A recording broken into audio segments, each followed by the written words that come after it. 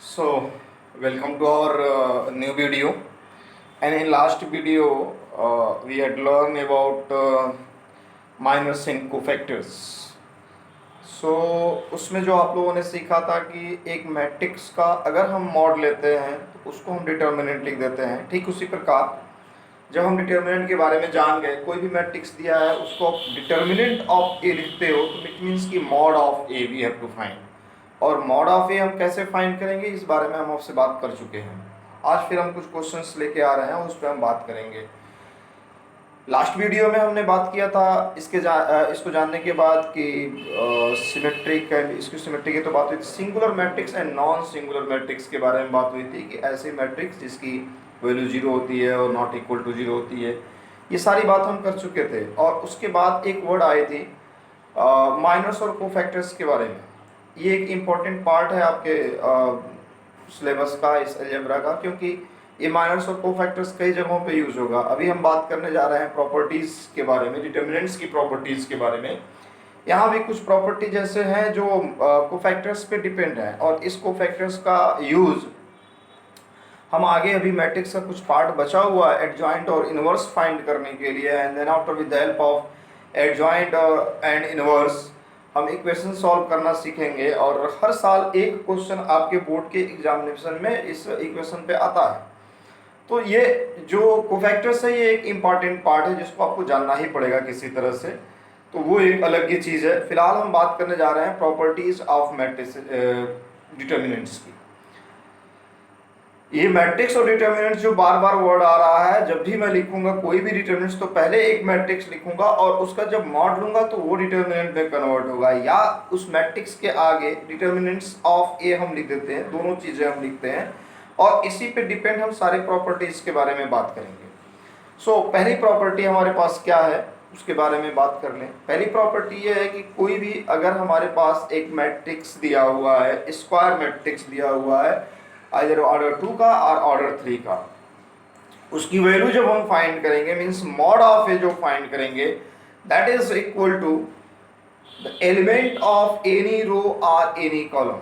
किसी भी रो और कॉलम के एलिमेंट्स को लेंगे और उसके करेस्पॉन्डिंग कोफैक्टर्स के प्रोडक्ट के समेशन के इक्वल होता है। आई थिंक बहुत लंबा ये वर्ड हो गया ना, प्रोडक्ट, समेशन, कोफैक्टर्स। मैं आपको इसको लिख के थोड़ा समझाने का प्रयास करता हूं और कि आपको समझ में आएगा। आप यहाँ देखो, अगर तुम्हारे पास बेटा एक मैट्रिक्स दिया हुआ है ऑर्डर 3 का, एंड इसको मैं लिख रहा हूँ A11, A12, A13, then after A21, A22, A23, थोड़ा सा और आगे हम लिख रहे हैं A31, A32 एंड A33। आप ध्यान से देखो, अभी अभी मैंने क्या बोला, मैंने कहा कि value of this matrix will be equal to, it means mod of A जब मैं लूंगा तो ये आपका हो जाएगा डिटर्मिनेंट के फॉर्म में A11, A12, A13, A21, A22, A23, A31, A32 and A33। और जो अभी मैंने बोला उसको सुनिए। मैंने कहा कि किसी भी एक रो या किसी एक कॉलम के जो एलिमेंट्स हो हम उनको ले लें। मान लीजिए हम पहला रो लेते हैं तो इसकी जो वैल्यू होगी A11 और इसके corresponding cofactor that is C11 plus A12, C12 plus A13 and C13। ये नेसेसरी नहीं था कि पहला ही रो हो, दूसरा रो हो सकता है, तीसरा रो हो सकता है, चौथा रो हो सकता है, सॉरी पहला कॉलम हो सकता है, दूसरा कॉलम हो सकता है, तीसरा कॉलम। किसी भी रो या किसी कॉलम को हम लें, उसके एलिमेंट्स और उसके करस्पॉन्डिंग जो कोफैक्टर्स होंगे। करस्पॉन्डिंग मींस अगर हम मान लीजिए ये सेकंड लिया, मैं इसी को एक और फॉर्म में लिख दे रहा हूँ, इसको इक्वल टू करके लिख रहा हूँ दूसरे तरह से। मान लीजिए आप सेकंड रो को ले रहे हो तो A21 into C21 होगा। A21 के करस्पॉन्डिंग जो कोफैक्टर्स है उसका हम लेंगे, प्लस A22 C22 हो जाएगा, प्लस A23 एंड C33 हो जाएगा। ये पहला हमारा पास प्रॉपर्टीज होती है। दूसरी प्रॉपर्टीज भी यही साथ में सुन लीजिए, और सेम चीज पे हम बताने जा रहे हैं दूसरी प्रॉपर्टीज भी। यहां मैंने आपसे ये कहा कि मॉड ऑफ ए की वैल्यू जो है वो करेस्पॉन्डिंग एलिमेंट्स और उसके किसी भी एक रो और एक कॉलम के एलिमेंट्स और उसके करेस्पॉन्डिंग कोफैक्टर्स के प्रोडक्ट के समेशन के इक्वल होता है। लेकिन आपको मैं बताऊं, अगर यही चीज मैं इस तरह से लिखूं कि A11, A12 एंड A13, जो मैंने A11 के साथ C11 लिया था, A12 के साथ C12, A13 के साथ C13, मान लीजिए पहला रो था और पहले रो के ही हमने कोफैक्टर्स लिखे थे, ठीक है, तो हमें वैल्यू ऑफ दैट मैट्रिक्स हमको फाइंड हो गई थी। लेकिन आप मेरी बात ध्यान से सुनना, मैं क्या बोलने जा रहा हूं। यदि आप पहला रो ले रहे हो और दूसरे रो के कोफैक्टर्स हम इसके साथ लिखें, मतलब हम इसके साथ लिख रहे हैं C21 plus C22 plus C23, ठीक। या एक और बात बता दूं, A11 के साथ आपने C31 ले लिया, A12 के साथ आपने C32 ले लिया, या A13 के साथ C33 ले लिया, इन दोनों की वैल्यू 0 हो जाती है। फिर से हमारी बात सुनिए, मैं क्या कहना चाह रहा हूँ। पहले मैंने ये कहा कि किसी रो के या किसी कॉलम के एलिमेंट्स और उसके करेस्पॉन्डिंग कोफैक्टर्स के प्रोडक्ट के समेशन के इक्वल इस मैट्रिक्स की वैल्यू होती है, ठीक है। लेकिन जो दूसरी चीज मैंने ये कहा कि that's matrix will be equal to 0 when I take the mod of this matrix, means it will form a determinant and it will be 0 if we will just write the product of element of a row and the cofactors of the other rows। ध्यान दीजिएगा, same रोज नहीं, same row हो तो value of the determinants और matrix find हो जाएगा। लेकिन जब हम कोफैक्टर्स किसी अदर का लेंगे तो उस केस में हमको यहाँ पे जो वैल्यू मिलेगी वो इक्वल टू 0 मिल जाएगी। नौ अगली आप प्रॉपर्टी देख लो। अगली प्रॉपर्टी आपसे ये कह रहे हैं कि अगर किसी भी मैट्रिक्स के रो को कॉलम और कॉलम को रो में बदल दिया जाए तो उसके वैल्यू में कोई चेंजिंग नहीं होती है। मतलब ये था कि अगर हमारे पास कोई मैट्रिक्स ए है तो मॉड ऑफ ए जो होगा मॉड ऑफ ट्रांसपोज ऑफ ए के इक्वल होगा। मॉड ऑफ ए जो है वो ट्रांसपोज के मतलब ये था कि सपोज करो तुम्हारे पास एक मैट्रिक्स है, मैंने लिख दिया A1 A2 A3 B1 B2 B3 C1 C2 and C3, ठीक है। जाहिर सी बात है हम मॉड ऑफ ए लिखेंगे तो यहाँ डिटरमिनेंट्स फॉलो हो जाएगा। तो A1 A2 A3 B1 B2 B3 and C1 C2 C3।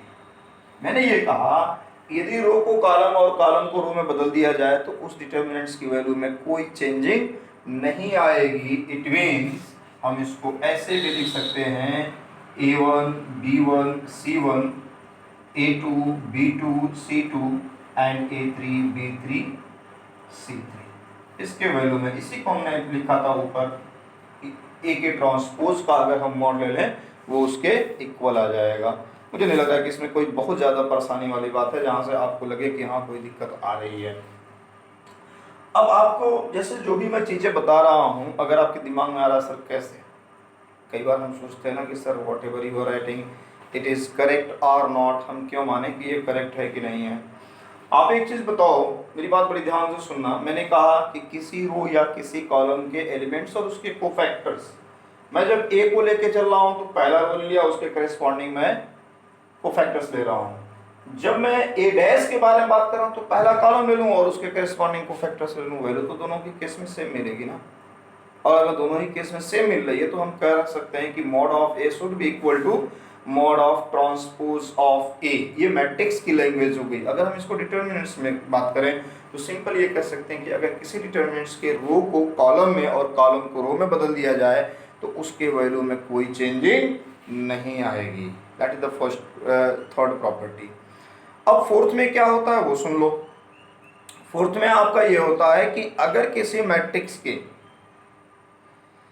किसी दो रो को आपस में इंटरचेंज किया जाए तो उसका मॉड जो होगा वो प्रीवियस मॉड के न्यूमेरिक वैल्यू सेम होगी बट साइन बदल जाएगी। ये मैट्रिक्स की लैंग्वेज थी। लेकिन हम डायरेक्ट मान लो डिटर्मिनेंट की बात करते हैं थोड़ा सा यहाँ पे देखो, मैट्रिक्स का सिंबल ये है, डिटरमिनेंट्स का सिंबल ये है। मैं डायरेक्ट डिटरमिनेंट्स की बात कर रहा हूँ। मेरे पास मान लो एक डिटरमिनेंट्स दिया है A1, B1 and C1, A2, B2 and C2, A3, B3 and C3। Suppose करो ये दिया है, मैंने क्या कहा, मैंने ये कहा कि किसी दो रो या दो कॉलम, ध्यान से मेरी बात सुनिएगा, सिर्फ रो नहीं कॉलम भी, तो अगर आपस में इंटरचेंज कर दें तो इसके न्यूमरिक वैल्यू में कोई चेंजिंग नहीं आएगी, साइन बदल जाएगा। मतलब ये था, अगर ये सेकेंड रो पहले की तरफ जाए, पहला रो दूसरे की जगह पे आ जाए, तो वैल्यू सेम होगी, बस यहाँ माइनस आ जाएगा। मतलब अगर हम इसको लिखें A2, B2 एंड C2, यहाँ पे हम लिख रहे हैं A1, B1, C1 and A3, B3, C3। आप ध्यान से देखो, जो ये था वही ये है, वैल्यू में कोई चेंजिंग नहीं आई, साइन यहाँ निगेटिव आ गया, साइन यहाँ निगेटिव आ गया। एक और तरीका यहाँ पर देखो, अभी तो मैंने यहाँ पे रो को चेंज किया, अगर मैं कॉलम को चेंज करूं तो भी यही केस होगा। आप पहले को दूसरे जगह, दूसरे को पहले जगह, या दूसरे को तीसरे के जगह, तीसरे को दूसरे जगह लिखो। मैं ये दोनों को इंटरचेंज कर रहा हूँ, A1, A2 and A3, C1, C2, C3, B1, B2 and B3। ये आपने लिखा, मेरी बात ध्यान से सुनो, इन दोनों की न्यूमरिक वैल्यू सेम होगी, बट एक चीज है कि ये अगर प्लस में आएगा तो ये माइनस में आएगा, साइन चेंज हो जाएगी। एक प्रॉपर्टी आपके पास ये आ गई। इसके बाद अगली प्रॉपर्टी आपके सामने ये आ रही है कि अगर आपके पास कोई भी ऐसी मैट्रिक्स हो जिसमें कोई दो रो या दो कॉलम आइडेंटिकल हो, आइडेंटिकल का मतलब क्या है, सेम हो, एक ऐसा डिटर्मिनेंट, देखिए मैट्रिक्स डिटर्मिनेंट्स, मैं बार बार कर रहा हूं, जब मैट्रिक्स का मॉड लेंगे तो वो डिटर्मिनेंट्स में कन्वर्ट हो जाएगा। तो लोग ये कहते हैं कि what is the value of this matrix, तो मॉड ऑफ ए निकालते हैं। तो अगर आप डिटर्मिनेंट्स, डायरेक्ट डिटर्मिनेंट्स की वर्ड यूज करते हो तो उसमें भी हम ये कह सकते हैं कि if two row or two column of a determinants are identical, then its value will be 0। या दूसरी लैंग्वेज कर सकते हैं कि if we are having a matrix A, if we are having a matrix A and in which two rows or two columns are identical, then mod of A will be 0, mod of A will be 0, or determinants of A will be 0। ठीक है, हम क्या कहना चाह रहे हैं वो देखिए यहाँ पे, और इसको जब कहिएगा तब हम करके दिखा भी देंगे, ऐसा कुछ नहीं है। ये देखिए A1, B1, C1, A2, B2, C2, और यहाँ पे मैं फिर से A1, B1 एंड C1 दे रहा हूँ। आप ध्यान से देखो, पहला और तीसरा रो दोनों सेम है कि नहीं। अगर किसी भी डिटर्मिनेंट्स में, किसी भी डिटर्मिनेंट्स में two rows or two columns are identical, means if it is the same, their value will be 0। it can be written directly is equal to 0। इसी चीज को दूसरे फॉर्म में, मान लो हमने अगर A करके लिखा, ओके मैट्रिक्स ऑफ A, हमने लिखा कि मैट्रिक्स A, यहाँ पे अगर हमने लिखा A is equal to like that A1, B1, C1, A2, B2, C2 and A1, B1, C1, तो हम यहाँ पे लिखेंगे therefore mod of A should be 0। या कुछ किताबों में ऐसे भी लिखा गया है determinant of A is equal to 0, दोनों चीजें सेम। ठीक है, मैं बार बार आपसे एक वर्ड यूज कर रहा हूँ कि किसी भी मैट्रिक्स का जब हम मॉड लेते हैं तो it will be converted in a determinant. Okay, मेरे ख्याल से इतनी बातें जो अब तक मैं बताया हूँ ये समझ में आई होगी। इसके बाद अगली बात आप ध्यान से देखो, मैं क्या कहने जा रहा हूं। पहले जब हम मैट्रिक्स की बात करते थे, मेरी बात बड़ी ध्यान से सुनना है कि इम्पोर्टेंट ये पॉइंट है, क्योंकि बार बार हम लोग ये सोचते हैं कि कंफ्यूजन हो जाती है कि सर मैट्रिक्स में तो मैंने पढ़ा था कि अगर हम किसी एलिमेंट से, किसी स्केलर क्वांटिटी से अगर हम किसी मैट्रिक्स में मल्टीप्लाई करें तो उसके ईच एंड एवरी एलिमेंट में मल्टीप्लाई होता है। जी बिल्कुल हमने पढ़ा था, इसमें कोई संदेह नहीं है कि हमने नहीं पढ़ा था। ठीक है, लेकिन जब हम बात करेंगे डिटर्मिनेंट्स की, तो अगर किसी डिटर्मिनेंट्स में हम मल्टीप्लाई करेंगे किसी स्केलर क्वांटिटी से, तो उसके किसी एक रो या एक कॉलम में हम मल्टीप्लाई करेंगे। फिर से मेरी बात सुन लीजिए, मैं क्या कह रहा हूँ कि जब हम किसी स्केलर क्वांटिटी से किसी डिटर्मिनेंट्स में मल्टीप्लाई करते हैं तो उसमें हम किसी एक रो या एक कॉलम में मल्टीप्लाई करते हैं। मेरी बात समझ में आ रही होगी, मेरी बात ध्यान से सुनो। मैंने क्या कहा, आप कभी भी ये ना लिखना, आप कभी भी ये ना लिखना कि के ए इज इक्वल टू के इंटू मॉड ऑफ ए, ये गलत है। आप मेरी बात ध्यान से सुनो, अगर आपने लिखा के A mod of this one is not equal to this one, ये आपस में इक्वल नहीं है। क्यों? इसकी रीजन भी आप सुन लो क्यों आपस में इक्वल नहीं है। ये के ए का, अगर मान लो तुम्हारे पास एक मैट्रिक्स यहाँ पे दिया था A1 A2 A3, B1 B2 B3, C1 C2 C3, अगर आप के ए निकालते हो, अगर आप के ए निकालते हो तो इसके पहले जो हमने पढ़ा था उसके मुताबिक क्या पढ़ा था कि हर एक एलिमेंट में के से मल्टीप्लाई हो जाएगा।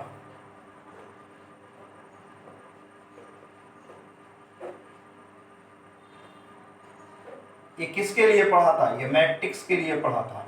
लेकिन जब यही बात हम डिटर्मिनेंट्स के बारे में बात करेंगे, अगर मान लीजिए आपने यहाँ पे मॉड ऑफ ए लिख दिया और मॉड ऑफ ए के बाद यहाँ पे आपको A1 A2 A3 B1 B2 B3 and C1 C2 C3 है और यहाँ आप के से मल्टीप्लाई कर रहे हो, मतलब के से मल्टीप्लाई अभी हम मैट्रिक्स में नहीं डिटर्मिनेंट्स में कर रहे हो। ऐसे केस में आप बड़े ध्यान से देना, इस के को हम आउटसाइड में यहां लिख रहे हैं और उसके बाद मैं आपको समझा रहा हूं कि क्या हम करेंगे।